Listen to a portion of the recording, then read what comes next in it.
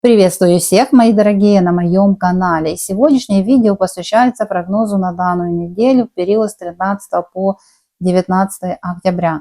Итак, мои дорогие, 14 октября Венера делает ингрессию в знак Весы и выходит из знака Девы. Конечно же, для женщин это немного лучше, потому что Венера в знаке Девы – это, конечно же, тема здоровья, это тема работы, но в знаке Весы это уже тема отношений. И, конечно же, дорогие женщины сейчас свое внимание больше направлят именно на те отношения, где человек может получить для себя какой-то опыт или, я бы сказала, получить для себя какой-то комфорт в плане социального характера.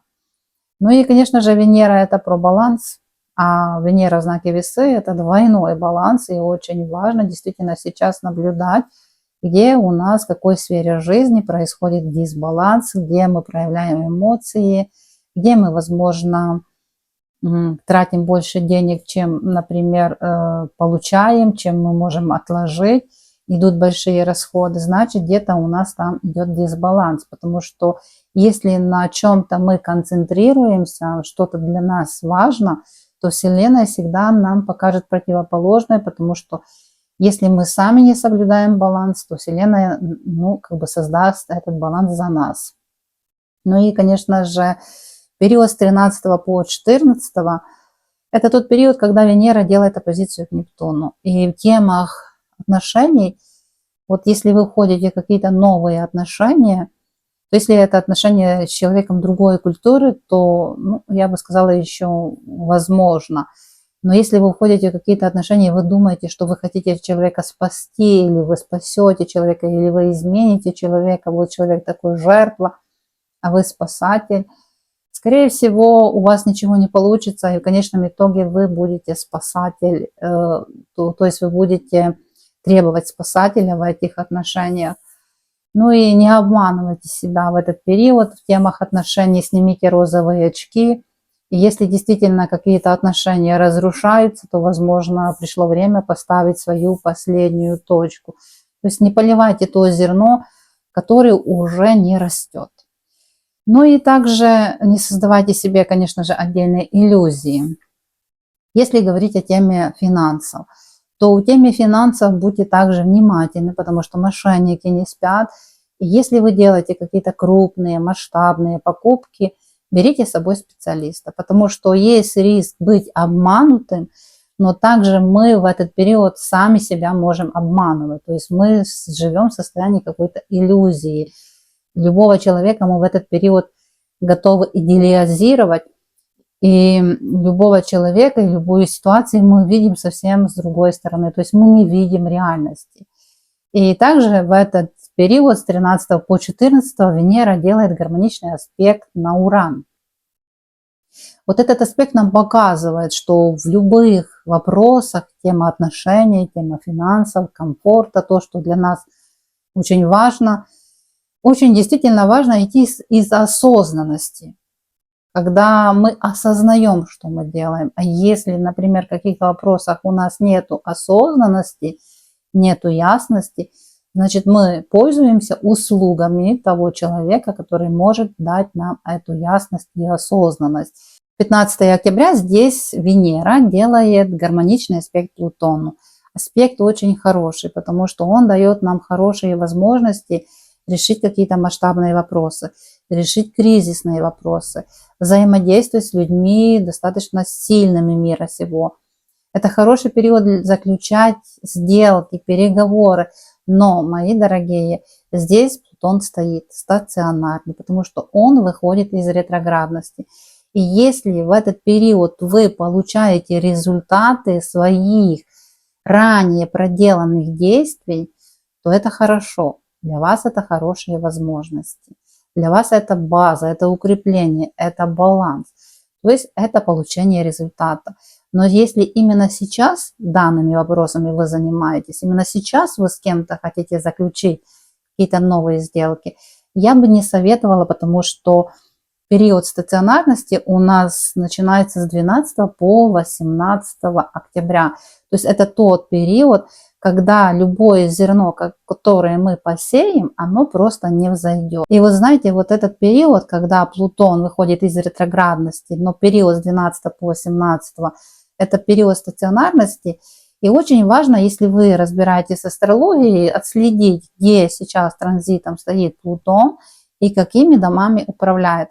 Например, если у вас Плутон управляет вторым домом, а стоит Плутон, например, в четвертом, сейчас транзитом стоит в четвертом, то какие-то домашние вопросы, тема недвижимости, тема переезда, тема покупки недвижимости, продажи недвижимости, в этот период вы можете получать результаты, потому что стационарный Плутон может давать результаты, которыми вопросами мы ранее занимались. Но если сейчас вы этими вопросами хотите заниматься, то лучше отложить. То есть если вы разбираетесь в астрологии, то смотрите, где сейчас транзитом идет Плутон и каким домом он управляет, потому что это все очень важно соединить. А на стационаре новые дела, которые мы запускаем, не принесут результата. Ну и также на этой неделе работает парус. И эта конфигурация, она указывает нам, что да, неделя действительно, которая дает нам какую-то защиту от Вселенной, от Творца, от Бога. И на вершине паруса стоит Венера. И у основания, конечно же, противоположной позиции стоит Нептун. И Плутон с Ураном также идут в гармоничных аспектах. Что нам показывает этот парус, эта конфигурация паруса? Конечно же, Нептун, Уран, Плутон – это высшие трансурановые медленные планеты. Это, я бы сказала, энергия космоса. Это Вселенная. Это высшие силы. А на вершине стоит Венера. А Венера за что отвечает? Конечно же, за наши чувства, за наше состояние, за баланс. И очень важно на этой неделе следить за своим состоянием. Потому что если мы находимся на низких вибрациях, даже эта гармоничная конфигурация, она не спасет. Но именно в этот период наши вибрации, наши частоты считывает Вселенная. И если мы, например, на этой неделе находимся на низких вибрациях, мы подобные ситуации будем проживать, опыт подобных ситуациях. Если мы на высоких, мы, конечно же, в этом будем проживать опыт. И если, например, на этой неделе мы будем идти из состояния возвышенности, веры в то, что у нас все получится, у вас обязательно все получится. Период с 16 по 17 здесь Солнце делает напряженный аспект Юпитеру. И, конечно же, Солнце в знаке Весы, а напряженное Солнце в минусе, конечно же, это сомнение, это дисбаланс, это эмоциональность. И это, ну, я бы сказала, непроявленность, когда мы боимся проявлять себя, потому что Юпитер в знаке Рака создает нам некие убеждения, какую-то мораль, которой мы сами себя ограничиваем.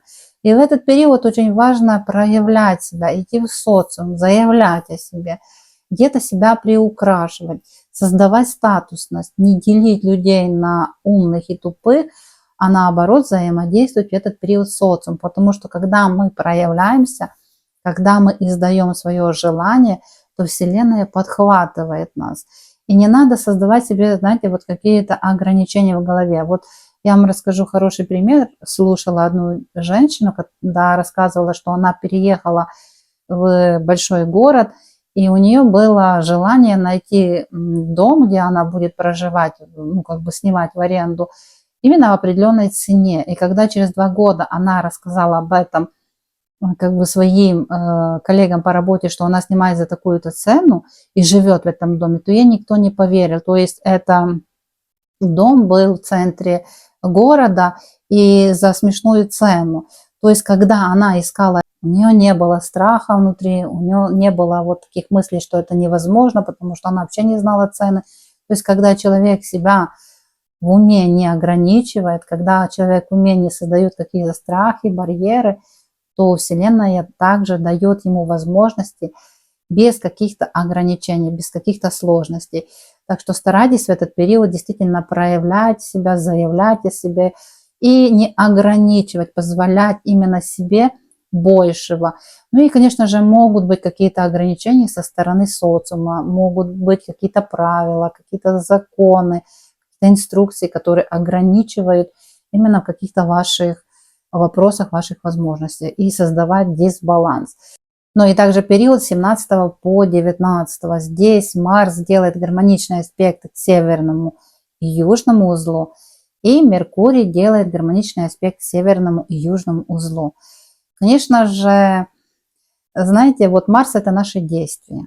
Меркурий – это мысли человека, это слова человека. То есть в этот период очень важно отслеживать, что мы говорим, как мы говорим, с какими чувствами. Потому что именно, например, когда мы вкладываем чувства в свои слова, чувства, внимание в свои мысли, мы это материализируем. Потому что там, где есть чувства, там есть энергия. Там, где есть энергия, там мы проживаем события.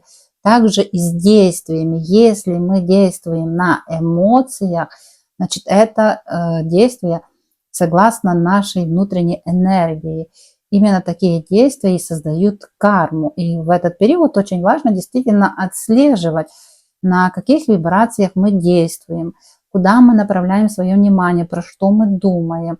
Потому что в этот период мы создаем карму. Конечно же, очень важно находиться на возвышенных вибрациях, потому что за счет этого мы создаем свое будущее.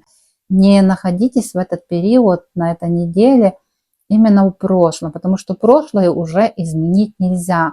Мы там ничего не можем изменить. Мы можем просто, ну я бы сказала, рассматривать это как историю и как опыт для себя. Не уходите в будущее, потому что будущее всегда создает ожидания и создает определенный страх. Это также заниженные вибрации. А находитесь в моменте здесь и сейчас. Верьте в то, что вы делаете, оно принесет результат. Потому что если мы сеем зерно, и мы верим в то, что у нас все получится, и потом мы это зерно, конечно же, вкладываем в свою энергию, свою силу, свою любовь, у нас обязательно что-то вырастет. И вот если на этой неделе, действительно, неделя важная для вас, верьте в свои результаты, верьте в свои силы, верьте в свои действия, верьте просто, знаете, по вере вашей да будет вам. И знаете, если вообще рассматривать эту неделю, то действительно эта неделя показывает нам, что нужно просто уйти из иллюзий того, что, например, что-то у вас не получается, а войти в состояние осознанности. Например, если вы проживаете в какой-то ситуации сейчас напряжение, если вы в какой-то ситуации проживаете эмоции, если вы в какой-то ситуации проживаете страх, даю вам очень хорошую практику. Войдите в состояние тишины и находитесь в состоянии тишины хотя бы 15-30 минут. И постарайтесь быть в состоянии наблюдения за мыслями. Какие мысли проходят в вашей голове. Но очень важно убирать внимание с этих мыслей. Просто быть наблюдателем, как они транзитом идут в вашей голове. И если вы сумеете от 15 минут до 30 минут посидеть в такой тишине, не вовлекаясь в мысли, вы увидите, что меняется ваше состояние. Когда меняется ваше состояние, меняется ситуация вокруг вас. Но если в состоянии тишины вы не сможете преобладать мыслями, то это показатель того, что у вас не проблема на работе, у вас не проблемы с деньгами, а у вас проблемы с тем, что мысли управляют вами. Именно они создают вам страх. И очень важно действительно на этой неделе осознать, именно где я сижу в иллюзиях, где я создаю эти иллюзии. И если на этой неделе вы будете управлять мыслями и управлять своим состоянием, то вы увидите, что действительно сможете управлять своей реальностью и менять ее в лучшую сторону. Вот такой гороскоп, мои дорогие, на этой неделе. Конечно же, если вам понравился гороскоп, ставьте лайки. Если возникают вопросы, пишите в комментариях. И ждите моих новых интересных видео. Пока!